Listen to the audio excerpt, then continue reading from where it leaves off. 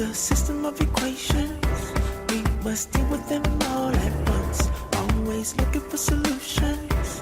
Positive outlook overcomes obstacles getting in our way, cause affects more than we can sometimes see. Things for what they Hello, my name is Roy Simpson, professor of mathematics at Cosumnes River College in Sacramento, California. Now, this video you're about to see is one of my older videos. The quality is not the same as my new video series. My intent is to make a newer version of this video at some point in the future. However, I want to make sure that students currently using my Mathematics in Review video series have access to as much help as possible when it comes to prerequisite topics. I just ask that you forgive the lower quality of some of these videos. With that being said, let's get started.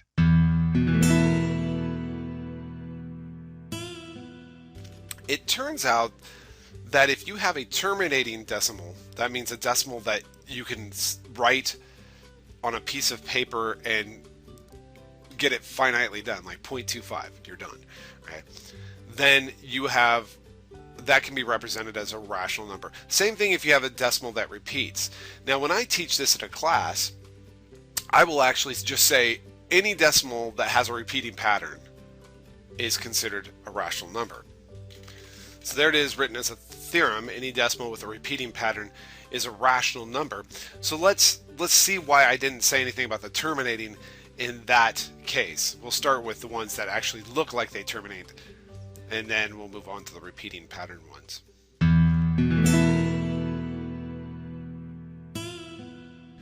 Like 0.25, I had mentioned that a moment ago, 0.25. That actually does have a repeating pattern, honestly. The pattern is a bunch of zeros. At the end of it, these zeros go on forever, right? So that's what I consider a repeating pattern. That definitely can be written as a rational number by this theorem, which we have not proven, but is true. Here's how you could do it. 0.25 is saying 25 hundredths, right? That's the hundredths place. So let's convert that to a fraction, 25 over 100. Oh, and I already see it right now, 25 over 100. I don't need to reduce that just to find out if it's a rational number. It's a rational number. It's a ratio of integers. There's a 25, there's a 100. Boom. So that implies that 0.25 belongs to the set of rational numbers.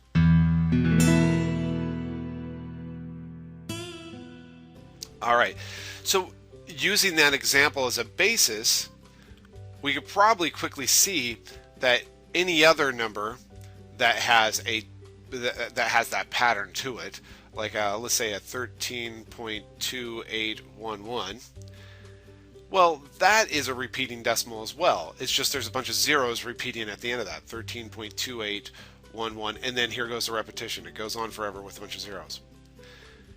So I could write that as a fraction if I note that 13.2811 ends with the, well, let's see, that's the tens, the hundredths, the thousandths, the 10,000ths.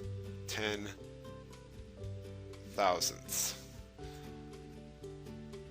So that means that this can be written as 132.811 all over 10,000. Well, isn't that an integer on top, and isn't that an integer on the bottom? Sure is. So that means that this number, 13.2811, definitely is a rational number. It's not a proof. These are justifications for right now. But the fact is if you have a terminating, if it has that pattern where it just ends with a bunch of zeros, easily can figure out that it is a rational number. As for the ones with a repeating pattern, not so easy to prove, but to justify we can still do kind of the same thing. Well, not the same thing at all, but a little more of a tricky way to do it, but it'll work.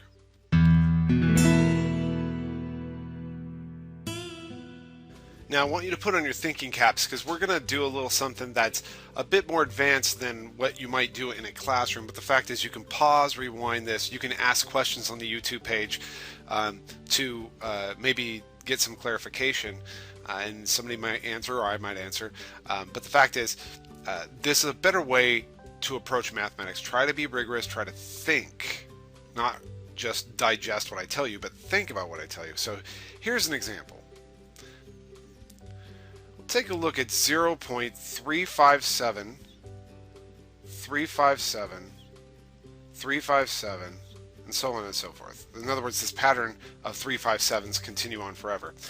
A better way of writing that, by the way, is 0.357 with a bar on top. That bar means that you copy and paste, paste, paste, paste, paste.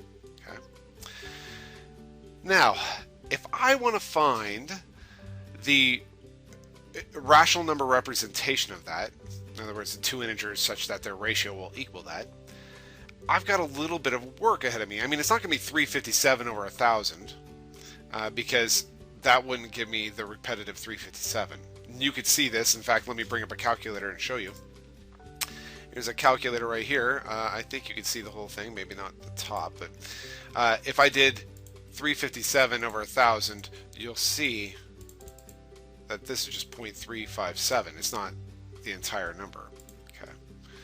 So, what do I do? I mean, if I can't write it as 357 over the 1,000 because the thousandths place is right there.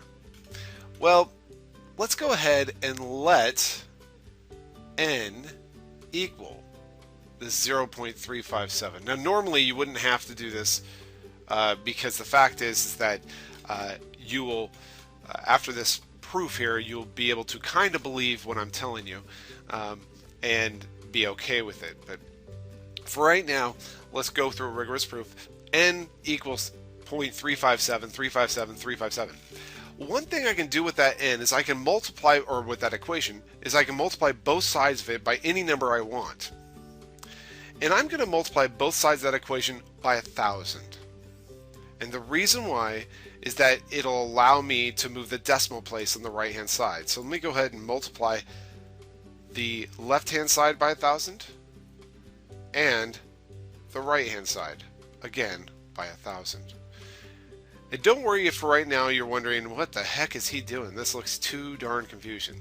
Okay, so the left hand side just becomes a regular old 1,000 n. The right hand side, well, when you multiply a number by 10, the decimal moves over 1 to the right. If you multiply it by 100, it moves 2 over to the right. If you multiply the number by 1,000, it moves 3 over to the right. So we get 357 point. And then we have to start copying down the rest of the pattern that goes on. Well, the rest of the pattern is just 357, 357, 357. So it's this thing right here. All right. So I have 1,000 n is equal to 357.357 on forever.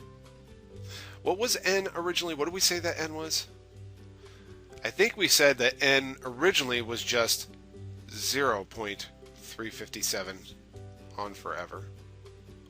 Okay. Well, here's a little interesting tidbit in mathematics. Sometimes it's useful if you have two equations, to subtract one from the other. So if I say, oh, you know, I have 1,000 n is equal to 357.357 on forever, and I have n is equal to 0.357 on forever, maybe I could subtract everything on the left-hand side from each other and everything on the right-hand side from each other. In other words, 1,000 n minus 1 n, well, 1,000 minus 1 gives me 999 of those n's. But look what happens on the right-hand side. I have 357 point and some change. And from that, I'm going to subtract off, well, the change. It's like saying I have $357.35, and you say, okay, well, how about you lose 35 cents? Then all I should have is 357. So wait a second. N itself was equal to 0.357 on forever, right?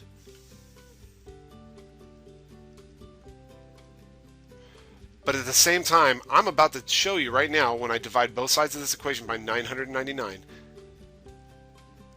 that n is actually also equal to 357 over 999. Don't believe me? Well, let's see what 357 over 999 is. 357 over 999. 0.357, 357, 357, and then the 4 is there because it rounded up the 3, and then the 5 and the 7. It rounded up that last part. So it is a 0.357 on forever. Interesting. So this number right here, because it's equal to a ratio of two integers, must be a rational number. It turns out that all of numbers with a repeating pattern, whether they end with zeros repeating or they just have a chunk of things repeating, those decimal numbers will be also be rational numbers. Okay. And I used a calculator. You could also use long division to figure out what a rational number is, or what a ratio is, a fraction is, as a decimal. So if you want to, but that involves long division. That's arithmetic, so you could do that, and that's your choice. Thank you for watching this review video. As I mentioned previously, it's an older video that will eventually be updated. However, it should get the job done for you. As always, this content should be prerequisite to the course in which you're currently enrolled. If you found this material unfamiliar, or if it was confusing to you, then I recommend you review any prerequisite material mentioned in the video. Contrary to my newer videos, these older ones do not have embedded prerequisite links. Sorry about that. If you find you're continually having to research the prereq material here, you might want to consider speaking to your instructor about other course options. On that note, I sincerely hope these videos help you achieve success in your transfer level math and science courses. Cue the music. It's the system of equations. We must deal with them all at once. Always looking for solutions. Positive outlook overcomes obstacles getting in our way. Cause affects more than we can sometimes see. Things for what they are and work together until you feel at peace. Just listen close. Don't talk too much that isn't kosher. You may really hurt inside. It doesn't justify you to speak too loud and cry.